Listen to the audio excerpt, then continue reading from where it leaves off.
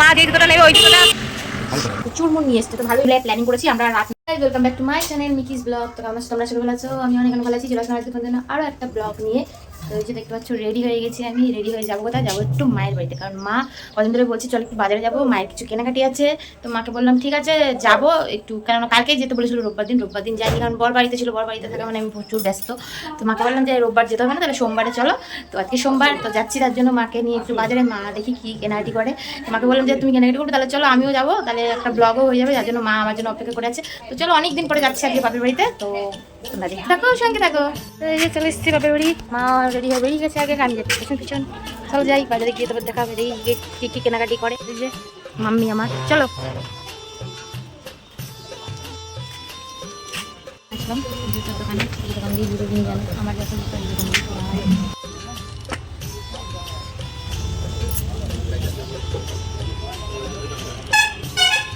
এটাও ভালো, কিন্তু ওপরটা না ইয়ে হবে, মজবুত না। হুম,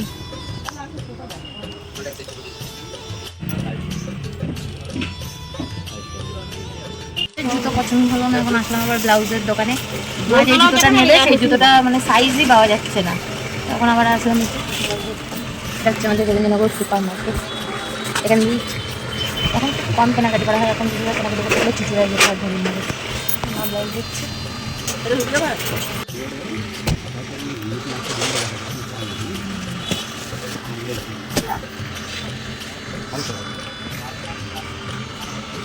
মা জুতো দেখে যাচ্ছে, জুতো মা যে জুতোটা নেবে ওই জুতোটা পাওয়া গেছে, কিন্তু জুতোর সাইজটা আর পাওয়া যাচ্ছে না।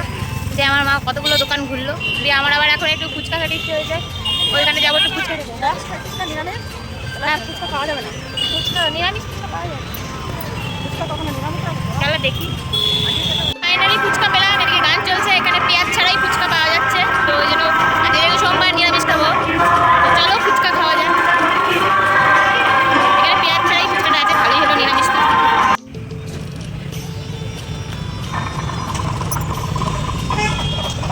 গাইস ফুচকা খেয়ে স্বাদ মিটলো না, ঝাল দিতে বললাম কতবার করে, একটু একটু করে ঝাল দেয়, মানে খেয়ে মানে স্বাদই মিটলো না, একটুও ঝাল দেয়নি। আবার খাবো রাত্রিবেলা, বড় আসবে তারপর ওর সাথে আবার বেরোবো। জানি না আমার কদিন ধরে খুব ফুচকা ফুচকা ফুচকা টক জিনিস এত ভালো লাগছে, এই আমার অন্য কিছু ভেবো না, কিন্তু এমনি টক খেতে ভালো লাগছে।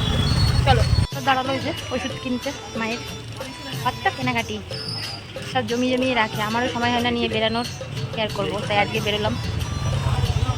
তো এই যে বাজার দিয়ে কেনাকাটি কইরা চলে আইছি বাড়িতে, এখন যাবো আমার বাড়ি, তারপর দেবো সন্ধ্যা গেছে, বাড়িতে সন্ধ্যা দিতে হবো, যাই বরাবর আজকে 7টার সময়। তো যাই, ভালো লাগছে না শরীরটা কেমন যেন। আচ্ছা ফুচকা খেতে গেলাম, ফুচকাটা একটু মনের মতো পেলাম না, মানে কতবার বললাম একটু ঝাল দাও ঝাল দাও, ঝাল দেয় মানে ঝালই মোটে হয় না। ভাবলাম ঝালটা খেলে তো মুখটা ছাড়বে, মুখটা যেন কেমন কেমন করছে, ঝাল আর দিল না, ফুচকাটা ভালো লাগে একটা কেমন করছে। এই যে কতগুলো জামা কাপড় ছিল মায়ের বাড়িতে আমার, এগুলো নিয়ে যাবো, আসি আর খুলে খুলে রেখে যায়, নিয়ে যাওয়া হয় না, জামাকাপড়গুলো নিয়ে। তো গাড়ি যে বর কাজ দিয়ে ফেরার পথে আমাকে নিয়ে আসলো মায়ের বাড়ি থেকে, আমি না মায়ের বাড়ি থেকে ঘুমিয়ে পড়েছিলাম, কিন্তু তোমাদের আর দেখা হয়ে গেছে। বর ফেরার পথে আমাকে নিয়ে আসলো, আমার জন্য নিয়ে এসছে এই দেখো চুরমুর নিয়ে এসছে, তো ভালোই হলো, চুরমুরটা খেতে উঠতে হচ্ছিলো, কারণ ফুচকাটা খেয়েছি তখন ঝাল দেয়নি একদম, দিয়ে না মনটা তৃপ্তি হয়নি, দিয়ে দেখি ফুচকাটা এই চুরমুরটা খাই, দেখি একটু ঝাল ভালো দিয়েছে নাকি, চলো খাওয়া যায়, কি মজা, এই দেখো নিয়ে এসছে আমার বাচ্চা কিনে।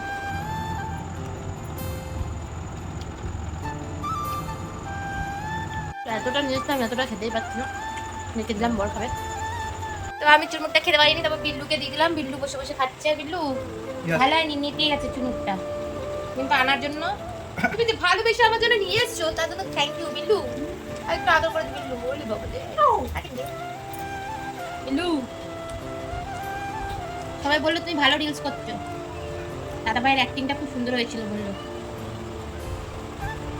সবাই ব্লগকে সাবস্ক্রাইব করবে, সবাই মিকিস ব্লগকে সাবস্ক্রাইব করবে। এটা আবার কি কথা, তুমি থ্যাংক ইউ না বললে, সবাই তোমার সুনাম করলো, থ্যাংক ইউ বললে না কেন? তাহলে আরো মজার ভিডিও দিতে হবে। ও তাহলে আরো মজার মজার ভিডিও দিতে হবে, থ্যাংক ইউ বলো আগে সবাই, যারা বললো thank you all guys, thank you বলো গাইস। তো রাতে কি রান্না হবে আজকে? আজকে রাতে রান্না হবে হচ্ছে ডাল আলু সেদ্ধ, একটু করে রান্না বসাবো। আমরা এবার দিয়ে ঠিক করেছি রাত 9টার মধ্যে ডিনার কমপ্লিট করব, 10টার সময় শুয়ে পড়বো, 11টার মধ্যে ঘুমিয়ে পড়বো। তো জানি না আদৌ আমাদের এই প্ল্যানিংটা ঠিকঠাক মতো আমরা ডেলি রুটিনে করতে পারবো কি পারবো না, পারবে কি লা? হুম চেষ্টা করলে মানুষ সব পারে। তাই ওকে দেখা যাক জাস্ট ওয়েট অ্যান্ড সি চলো একটু ফোন ঘাটি ঘাটি করি তারপরে রান্না বসাবো রাতে ডাল না আমি খাবো রাতের রান্না হচ্ছে এখন ডাল আলু ভাতে আর বড় ভাজা যেটা দিয়ে সোমবার সকালে সয়াবিন ভাত করেছিলাম আর রাত্রিবেলা হচ্ছে ডাল আলু সিদ্ধ গরম গরম আর একটু বড়া ভাজলাম দিয়ে দেখো আমার বর কি করছে তো এই যে আমার বর আলু ভাতে মাখা করছে ওকে একটু বললাম আলু ভাতেটা মেখে দিতে হাত দেখা এদিকে আমি বড়া ভাজা করছি তো চলো ভিডিওটা এই পর্যন্তই ভিডিওটা অনেকটা বড় হয়ে গেছে ভিডিও যদি ভালো লাগে লাইক কমেন্ট করে দিও এখন রাতে খাওয়া দাওয়া করে নিই খেয়ে দিয়ে তাড়াতাড়ি করে শুয়ে পড়বো আমরা দুজনে মিলে প্ল্যানিং করেছি আমরা রাত 9টার মধ্যে রাতে ডিনার ফিনার করে নেবো আর 10টার মধ্যে রাত্রিবেলা প্রত্যেকদিন ঘুমিয়ে পড়বো রাত জাগবো না কারণ প্রত্যেকদিন রাত জাগার জন্য অনেক রকম শারীরিক প্রবলেম বলো অনেক রকম প্রবলেম হয় তো আর রাত পাত জাগবো না সকাল সকাল খাওয়া দাওয়া করবো কেননা এই যে লেট করে শুয়ে আবার ভোর 5:30টার সময় উঠে দাদা বরের জন্য রান্না করা মানে অনেক কষ্ট হয়ে যায় হ্যাঁ তো ওই জন্য ঠিক করেছি সকাল সকাল খাওয়া দাওয়া করবো সকাল সকাল ঘুমাবো সকাল সকাল খাওয়া দাওয়া করলে তাহলে সকাল সকাল ওঠা যায় এই লেট করে ঘুমালে না সকাল সকাল মাঝে মাঝে উঠতে হয় না হেবি সমস্যা হয়ে যায় মানে ওর খাবার রান্না করতে হয় তো হচ্ছে কথা তো চলো আজকের মতো টাটা দেখা হচ্ছে নেক্সট ভিডিওতে সবাই ভালো থেকো সুস্থ থেকো